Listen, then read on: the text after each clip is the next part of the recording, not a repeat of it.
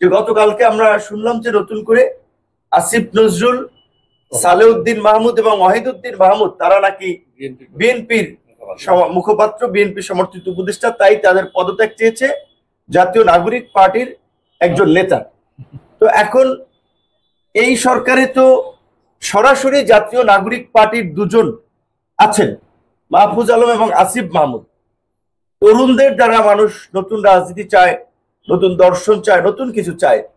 এই তাদের যে এই ওয়াহিদুদ্দিন মাহমুদ কিংবা সালেউদ্দিন মাহমুদ কিংবা আসিফ নজরুলকে নিয়ে কথা বলার আগে তাদের উচিত ছিল না যে আগে নিজেদের দলের লোককে সরকার থেকে পদত্যাগ করিয়ে তারপরে এই কথাটা বলা?